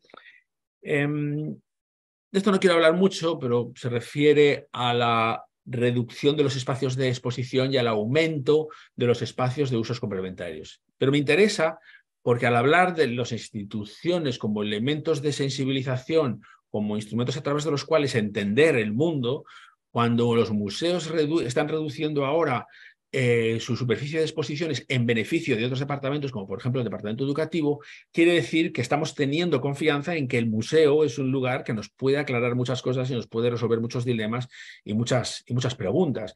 Y en un contexto de cambio climático y de emergencia como el que estamos, pues los museos son claramente el lugar para entender eso. Por ejemplo, en este diagrama se ve que todo lo que está en blanco no es expositivo. Es decir, todo lo que está en blanco son pisos que cuando uno va por esas escaleras mecánicas pasa por delante de ellos y los niños descubren que esto no es un cementerio de cuadros, que allí dentro hay unos laboratorios, que hay gente que está trabajando, que hay un centro de restauración, que hay una biblioteca, y entonces van entendiendo que todo esto tiene que ver, ¿no? Aquí se ve un poco esa imagen, que esto tiene que ver con la reflexión y como la necesidad de reescribir la historia, que es al fin y al cabo lo que hoy en día se les está exigiendo a los museos. Y es increíble que un edificio que aparentemente no tiene nada que ver y no se dedica al medio ambiente, lo que puede hacer como elemento educativo o como elemento de sensibilización con respecto del compromiso medioambiental, ¿no? Aquí se ven las plantas que son muy sencillas, están divididas todas ellas en esos dos espacios, uno más grande y otro más pequeño. Se ve también un habitáculo aquí al fondo de instalaciones descentralizadas. Este museo también tiene un plan de consumo energético muy exigente, se llama Future Build. El Future Build es como el LEED noruego que obliga a reducir las emisiones de una manera drástica, los consumos ya ni te cuento, y la demanda todavía más. Y toda la energía está tomada del fondo del fiordo, de fuentes geotérmicas, y la construcción es, como decíamos antes, un pretexto experimental para dar forma a esa ambición colectiva y también a nuestra propia necesidad de disponer de sistemas constructivos que nos acompañen en esta lucha contra el cambio climático, ¿no? Entonces, tenemos materiales reciclados como acero reciclado, aluminio reciclado, madera reciclada. Tenemos materiales que son más confusos, como el caso del hormigón, pero tenemos hormigones con muy baja huella de carbono y con muy baja emisividad en su extracción, en su transporte y en su ubicación. Tenemos materiales como maderas de bosques seleccionados y certificados. Y al final, con todo eso se construye esta pieza que está inspirada un poco en este cuadro, es decir, no directamente, porque no es que nosotros hayamos buscado esta inspiración, pero estábamos intentando describir esta condición reactiva que yo decía antes del edificio de Bogotá en el Munch. Y entonces yo me encontré con esta foto en la que Edvard Munch está pintando en una playa del norte de Alemania a un amigo suyo. Y entonces es un pintor que, si os dais cuenta, está en la misma postura que el modelo, está igual de desnudo que el modelo, está recibiendo el castigo del sol, no tiene exactamente la misma tensión forzuda del modelo, se entiende que el artista no hace muchos esfuerzos físicos, pero sí está tratando de hacerlo, sí está tratando de reproducir en su cuerpo algo, una sensación que quiere representar. No está protegido por una sombrilla o por un Salakov, como haría cualquier impresionista francés. No, está realmente deseando ser estimulado por las condiciones que generan la posición de su amigo, ¿no? Eso es un poco, este es mi amigo, este es Jens Richter, y aquí estamos ensayando los materiales de la fachada, ¿no? del Munch, que tiene que ser lo suficientemente reciclada, lo suficientemente translúcida, lo suficientemente repetitiva, fácil de sustituir, fácil de mantener, ¿no? Y que nos lleva a esta condición según la cual por fuera el edificio durante el día es más bien opaco, pero por dentro resulta que es transparente. Y por la noche resulta que cuando se encienden las luces es todavía más transparente, ¿no? Esta condición, digamos, de nuevo, como de no querer ser exageradamente tectónicos o, digamos, inconscientes, porque en el concurso nosotros planteamos esa fachada transparente de vidrio, pero durante el desarrollo nos dimos cuenta de que una cosa que se podía hacer en el año 2008 no se podía hacer en el año 2018. La vida y la evolución de nuestros concerns, preocupaciones, es la que es, ¿no? Y entonces en el año 2008 nosotros íbamos tan campantes con nuestra fachada de vidrio. En el año 2018, para sacar adelante esa fachada de vidrio, teníamos que consumir una cantidad de kilovatios que nos quitaba el sueño, ¿no? Y eso es un poco la razón por la cual el museo terminó empobreciéndose un poco, en el mejor sentido de la palabra, para intensificar su relación no solo con el medio, sino con el medio ideológico y con las preocupaciones globales en las que vivimos hoy en día, ¿no? Y bueno, aquí se está hablando de esa conexión con el fiordo, de la descentralización de las instalaciones. Y aquí una cosa muy interesante, el momento en el que quitamos los sótanos, el momento en el que decimos, si queremos ser sostenibles, no podemos enterrar 5.000 metros cúbicos de hormigón en el fondo del fiordo, ¿no? Entonces, empezamos a sacar cosas del sótano y a meterlas por otros lugares. De nuevo apareció la beneficiada estructura que nos permitió no tener ningún pilar en el vestíbulo, gracias a que todas las paredes de estos elementos superiores funcionaban como vigas, ¿no? Y como elementos en los que se acumulaba trabajo y dependencias públicas. Parte de esas bibliotecas accesibles desde el lobby están aquí. Y entonces, de nuevo, el edificio vuelve a ser algo como, para nosotros, importante, o sea, trascendente en medio de una discusión, o sea, en la discusión que todos estamos teniendo ahora mismo en el mundo, ¿no? Este vídeo que voy a proyectar ahora tiene el problema de que tiene una música un poco, a lo mejor la voy a quitar, aunque es bastante dinámica y os alegrará y os puede despertar. Es un encofrado deslizante. Cuando nosotros estábamos a punto de empezar esta obra, surgió una discusión en los países nórdicos sobre la moratoria de la extracción de petróleo del polo.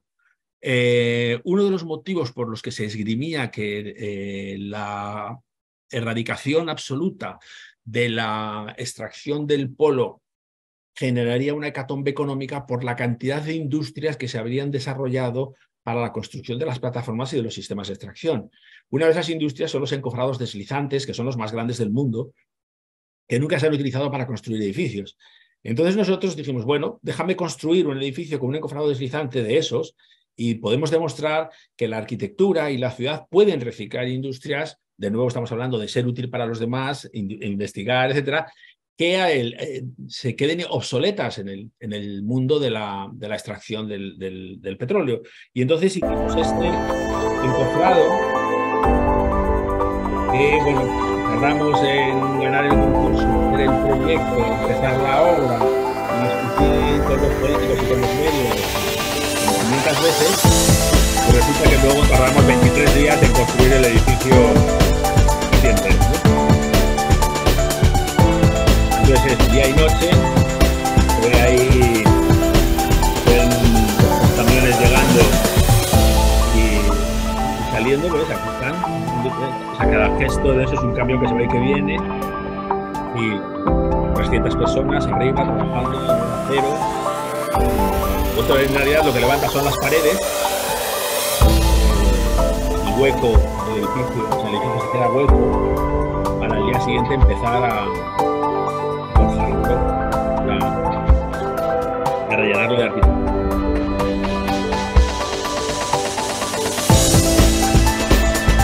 Se ve el fiordo helado, y las plataformas flotantes que se suben y bajan,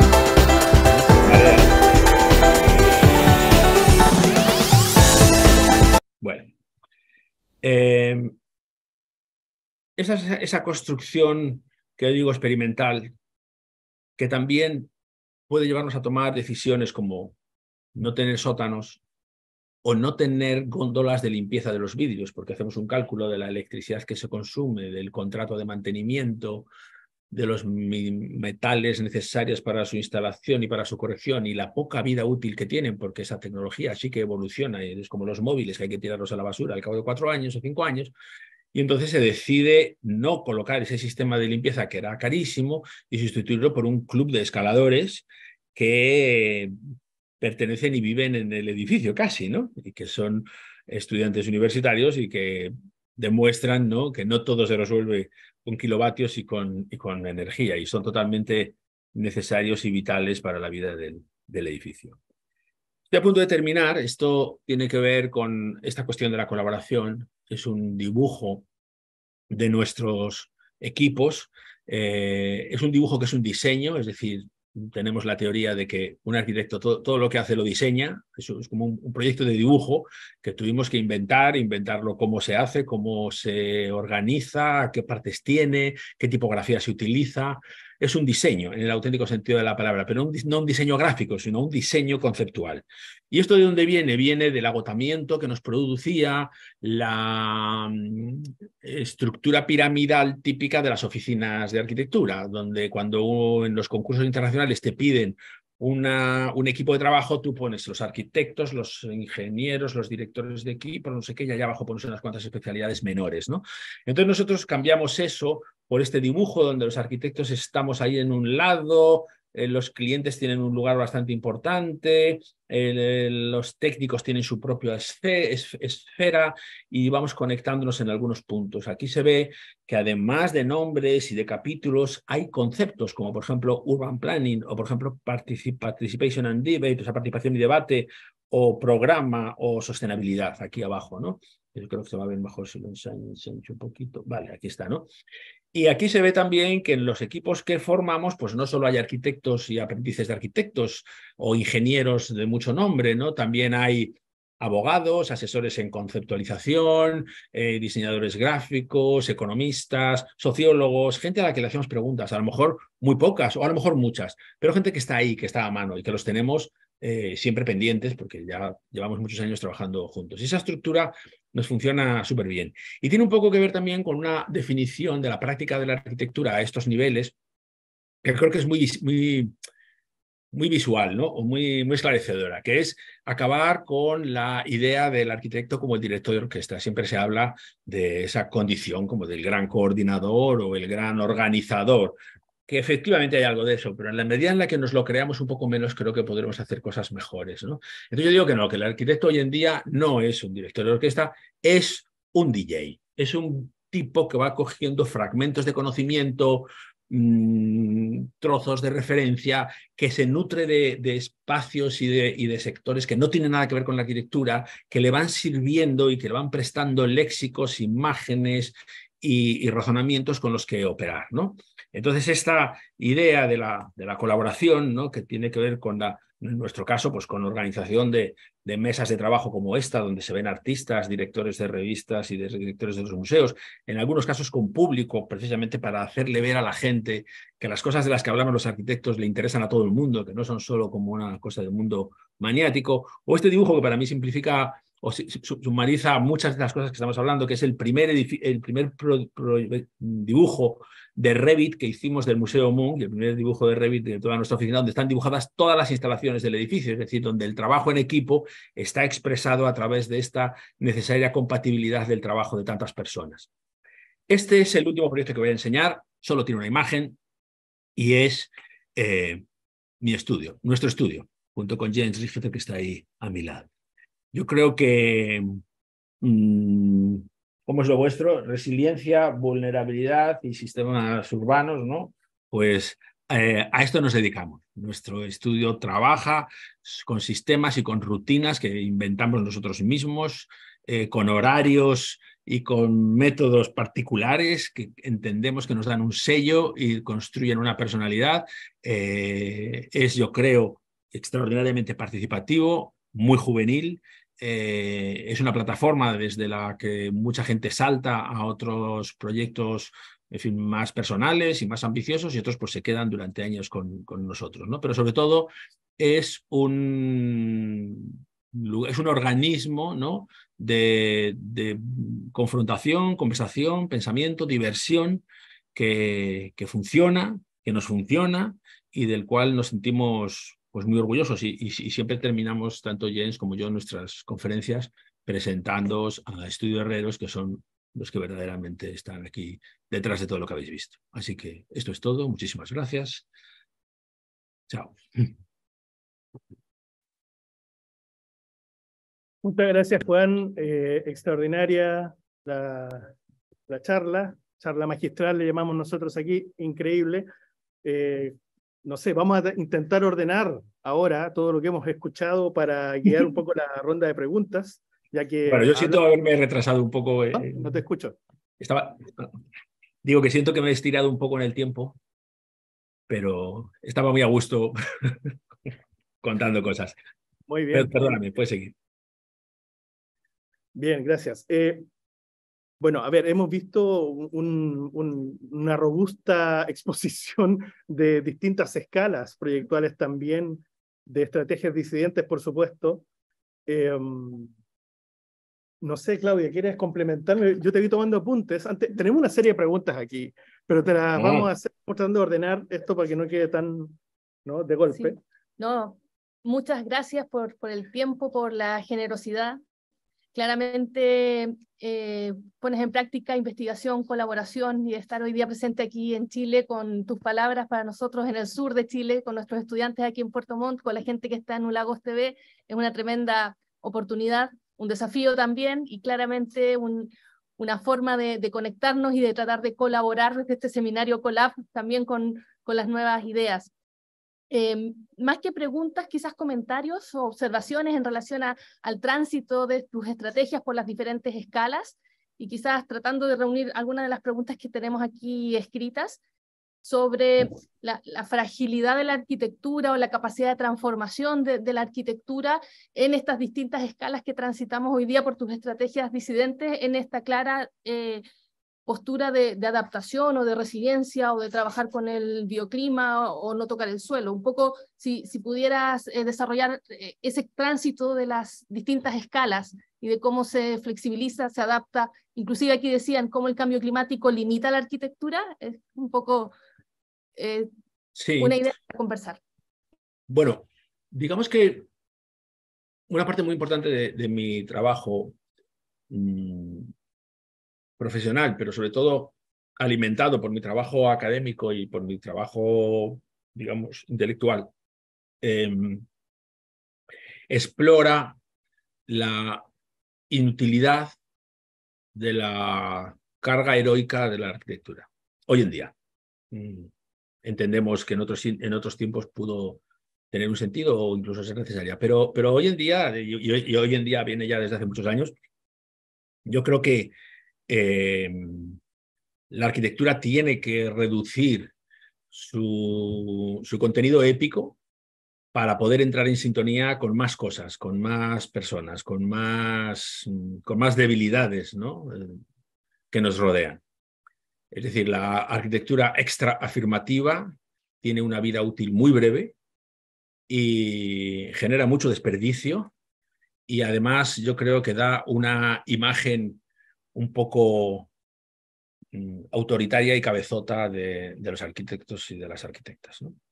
En segundo lugar, el tema de la escala pequeña que comentáis, o de la variedad de escalas, a mí me interesa mucho porque nosotros trabajamos a la vez en proyectos ínfimamente pequeños, o sea, es como las tallas de, ¿no?, como lo de Koolhaas, pero más bien de, ¿no?, como lo de small, medium, large y extra large, ¿no? Es decir, tenemos una de nuestras estrategias consiste en que, igual que el hormigón más resistente tiene piedras grandes, piedras medianas, piedras pequeñas y piedras muy chiquitas para que se metan en los huecos de las anteriores, nosotros tenemos esos proyectos de manera que los más pequeños son laboratorios sencillos y rápidos en los que probar cosas que a lo mejor queremos que queremos realizar en proyectos más grandes. Es decir, que posiblemente personas que nos han encargado una instalación de una exposición o una casa o un interior, pues no saben que nosotros hemos utilizado ese proyecto para ensayar una solución técnica o constructiva, unos materiales, unas colas o una combinación de recursos que luego van a acabar yo qué sé, construyendo un edificio gigantesco en Marsella, ¿no? Entonces, esa condición también nos nutre de lugares de entrenamiento para nuestros equipos, trabajos de los cuales la gente más joven puede ser responsable, de manera que la gente joven de nuestro estudio es colaboradora de proyectos grandes a las órdenes de directores de directoras de equipo, pero sin embargo también tienen parcelas propias porque al mismo tiempo que están colaborando en el Museo Munch, pues resulta que están haciendo un pequeño proyecto que lo hacen ellos, de manera que ya tienen cosas de las que hablar y de las que discutir con los demás. Entonces esa simultaneidad pues nos gusta mucho y históricamente pues bueno, yo creo que se ha acompañado al menos desde el año 2007 o 2008, es permanente, ¿no? Creo que en la cuestión, por volver al principio y por entender un poco este cariño por las cosas pequeñas, que se puede simultanear con las cosas grandes, que las cosas pequeñas tienen más capacidad de convertirse en un manifiesto de arquitectura, en ayudarte a decir lo que quieres decir, porque los proyectos grandes son muy complejos y los proyectos grandes son muy difíciles de manejar y en los proyectos grandes es muy difícil dar un golpe en la mesa, ¿no? Porque hay muchas ecuaciones en juego. Si lo pensamos, ningún edificio realmente grande, bueno, a lo mejor esto es una exageración lo que voy a decir, ¿no? Pero es un manifiesto de arquitectura, o ha sido un manifiesto de arquitectura, por ejemplo, en el siglo XX. La Villa Saboya no es un edificio grande, el Pabellón de Barcelona no es un edificio grande, las cosas de Asplund más valiosas no son un edificio grande. Es decir, que si vamos repasando, incluso de los arquitectos que han pasado a la historia o que están pasando a la historia, ¿no? Pues no son sus proyectos más grandes los que realmente han dado un paso adelante en la historia, ¿no? Entonces, creo que es muy importante mantener esta atención a aquello que nos permite decir cosas profundas, ¿no?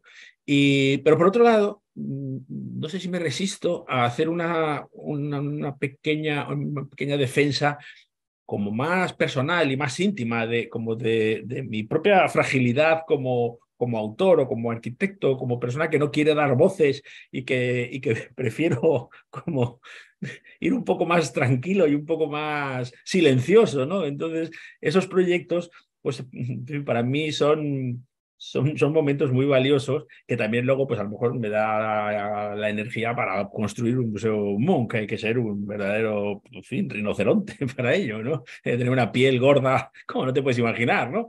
Pero bueno, con la ayuda de Jens Richter hacemos grandes cosas. Súper, gracias. Yo estaba leyendo las preguntas acá y creo que la gran mayoría que hacen relación a la conexión de la obra arquitectónica con el paisaje, por ejemplo, en algún caso. Hablaste bastante de eso también en distintas como facetas, pero quizá yo estoy haciendo una relación un poquito más forzada con tu texto Entre fascinados y escépticos, el colofón 1, precisamente, a raíz de lo que estoy leyendo acá. El colofón 1 dice: recuperar para la arquitectura una posición ideológica que invita a explorar los nuevos recursos estéticos y espaciales asociados a la cultura de la sostenibilidad. Me encanta. Creo que mucho de lo que has dicho tiene que ver con eso, pero me gustaría ver si podemos desarrollar un poquito ahí, si nos puedes contar algo más. Eso me interesa porque además una de las cosas que últimamente más me gusta es como poder decir que antes pensaba una cosa y que ahora ya no la pienso, ¿no? Entonces, en lugar de pasarme toda la vida haciendo fuerza para defender el mismo postulado desde que tienes 20 años hasta que tienes 70, ¿no? Pues bueno, creo que cambiar, como decía Cedric Price, si puedes cambiar de opinión, eres joven, ¿no? Entonces, eso para mí es importante porque, como vosotros dos sabéis, ¿no? Nos conocemos desde hace muchos años, pues yo también vengo de una disidencia, ¿no? Que era la disidencia, pues no sé, sotiana o la disidencia oicesca en España, de ciertos cultos que en aquel momento eran muy necesarios, ¿no? Pues del culto a un pragmatismo o a una utilización inteligente de la técnica o de una simplicidad, ¿no? Una simplicidad que nosotros, en cierto modo, cuando digo nosotros me refiero a Iñaki Ábalos y a mí, pues nos acompañó durante toda nuestra carrera juntos, pero que cuando empezamos a cada uno a navegar por distintos lugares, es curioso que sin haberlo hablado mucho, los dos seguimos por caminos diferentes, pero claramente esos caminos ya eran una cierta contestación digamos, al final de aquella disidencia, a esa implantación o sea, a esa revolución o renovación del concepto de simplicidad, ¿no? De manera que seguramente pues, el concurso del Museo Munch estoy seguro que nosotros lo ganamos por la simplicidad de nuestra propuesta, el concurso de Bogotá también. Es una simplicidad que en nuestro caso iba en una dirección, como decía, pues muy asociada a la búsqueda de estos compromisos y de estas nuevas condiciones estéticas de las que hablo en ese texto. Es decir, que cuando en los años 80 nosotros éramos, o 90 más bien, éramos como el enfant terrible de la arquitectura madrileña, con nuestra defensa de lo fino, casi de lo povera, del pop, ¿no? De la arquitectura pop y de tal,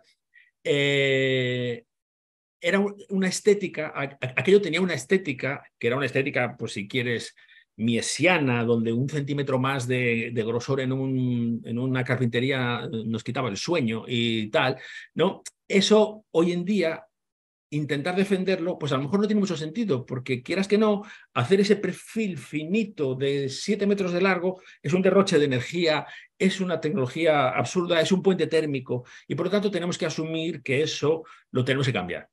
Y al cambiarlo, ¿qué pasa? Que aparece todo lo contrario, es decir, aparecen unas carpinterías gruesas como nunca habríamos sido capaces de poner en los años 90, aparecen unos materiales que en aquella época nos parecerían pobres, aparecen unos recursos escenográficos como por ejemplo dejar las cosas sin acabar, como nosotros estamos haciendo ahora en bastantes de nuestros proyectos, que podría ser más o menos aceptable.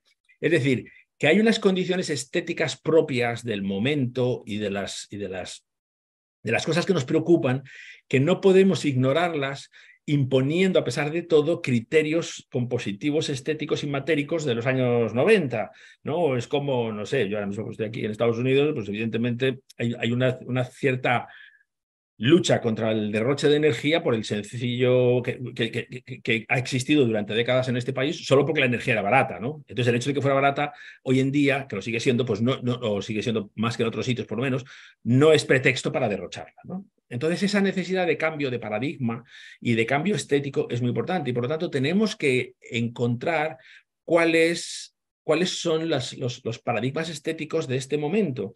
Claro, no nos debe extrañar, hay gente que todavía vive en la nostalgia de esos años y cuando ve proyectos pues, como los que están haciendo Sheridan Bates o Caruso San John o tal, se rasgan un poco las vestiduras porque de repente aparece el ladrillo, ya aparece el hormigón pobre, ya aparece las carpinterías gruesas y tal. Y yo creo que es muy interesante esa renovación porque si estamos intentando construir eternamente como Duiker o como Mies van der Rohe, pues seguramente los puentes térmicos nos llevarán al infierno. Todos, ¿no?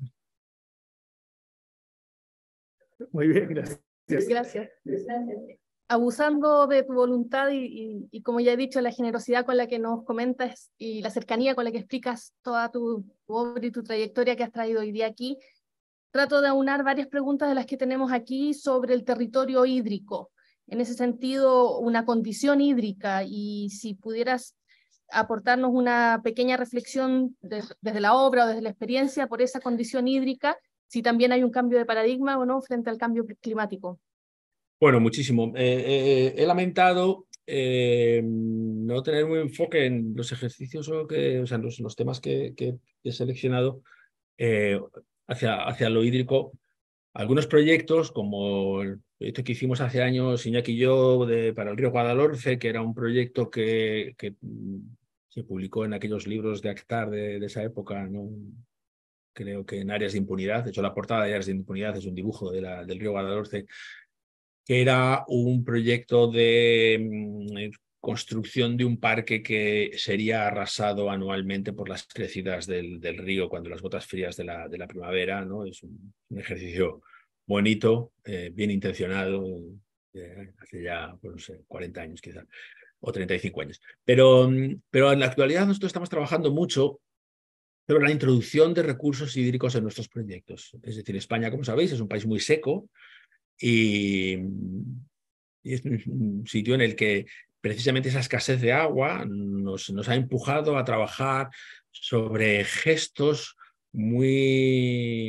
aparentemente muy elementales para introducir y para poner en valor el agua, ¿no? Entonces, desde charcas de generación de biodiversidad porque nos estamos quedando sin mosquitos y sin insectos, hasta pequeñas corrientes de agua que nos aseguran infiltraciones que las necesitamos para dotar de una condición cíclica más interesante a nuestros espacios públicos. Estamos haciendo en parques, tenemos un proyecto en Rumanía de un parque hídrico, o sea, de un parque que está todo él basado en una reutilización y reciclaje del agua de lluvia y del agua de las viviendas que rodean el parque, y hay varios de estos puntos, digamos, en los que el agua se convierte en el elemento más valioso.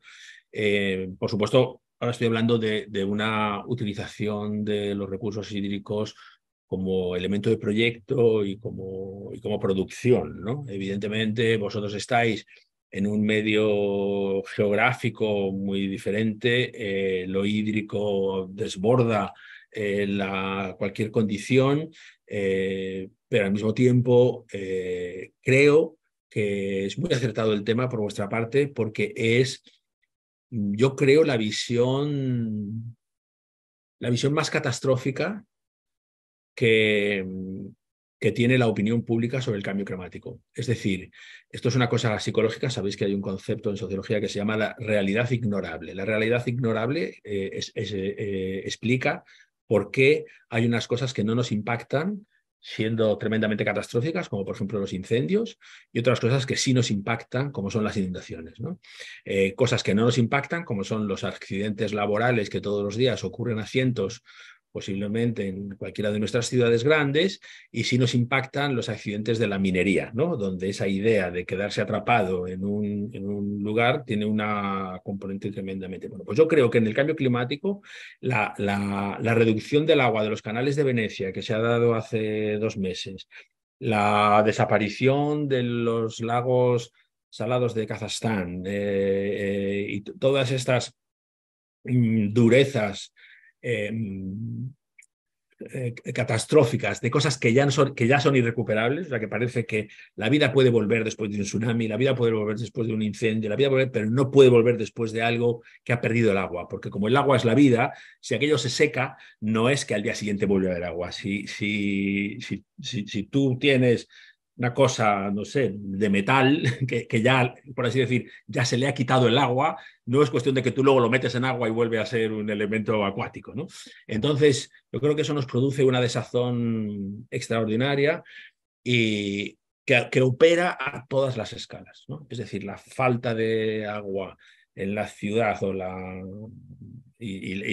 catástrofe relativa a los recursos hídricos a la más grande escala natural es una ecuación que, quiero decir, digamos, entre profesionales, quiero decir que nos puede venir muy bien, porque por fin tenemos algo con lo que explicar la dimensión de la catástrofe, por así decirlo.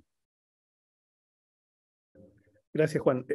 Ya, y con esto sí cerramos. Lo que pasa es que acaba de entrar por un WhatsApp una pregunta aquí del público y que tiene que ver con la docencia, pero muy corta, creo yo. No te vamos a quitar mucho más tiempo, pero a ver, voy a tratar de contarla en sintético, ¿no? Creí que me habías matado por WhatsApp, estaba mirando mi WhatsApp. Por generar propuestas que hagan frente a un territorio dinámico dado por el cambio climático. En realidad son 2 preguntas, esa es una, pero quizá la más interesante es la segunda parte del enunciado, donde pone: pensando que siempre existe cierto temor a enfrentarse a condiciones poco concretas, o incertidumbre quizá, como docentes, ¿de qué manera podríamos incentivar a estudiantes a trabajar propuestas desde esa inestabilidad? Bueno, claro. La incertidumbre es también un material de proyecto y es un material constructivo. Es decir, lo primero que seguramente tenemos que hacer es reducir la tensión dramática de la incertidumbre.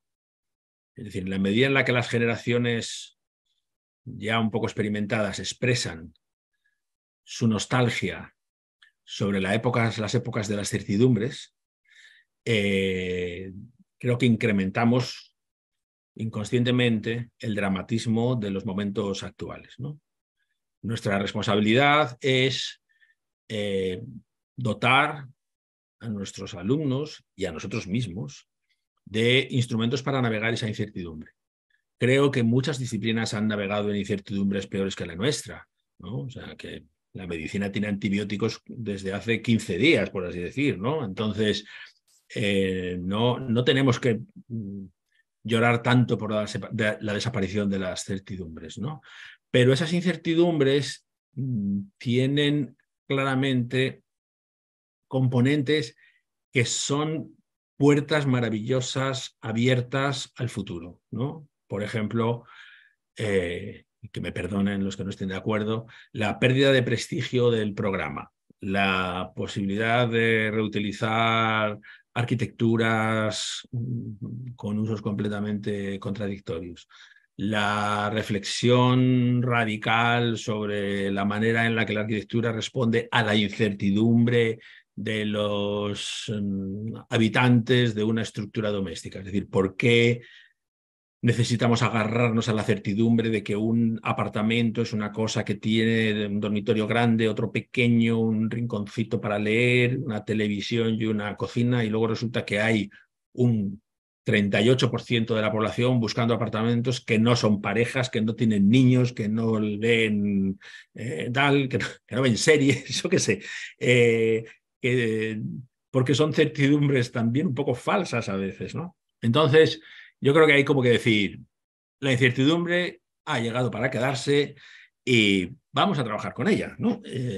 Si fuéramos matemáticos, que se supone que son más pragmáticos que nosotros, estaríamos encantados con la incertidumbre, ¿no? Esa abstracción yo creo que tan sugerente y tan sugestiva, pues hagámoslo.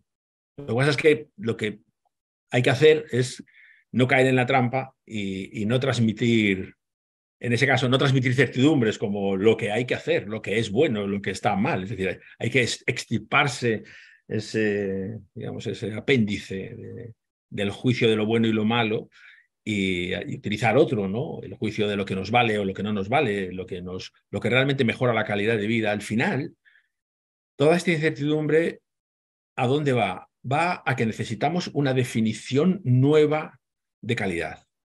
Es decir, hemos vivido durante 100 años con un concepto de calidad que no lo prescribía la arquitectura, lo prescribía el mercado, las revistas de consumo o lo que fuera, ¿no? Había una cosa según la cual un edificio tenía que tener un buen portal, ¿no? Un buen portal, ¿no? Es decir, que, ¿no?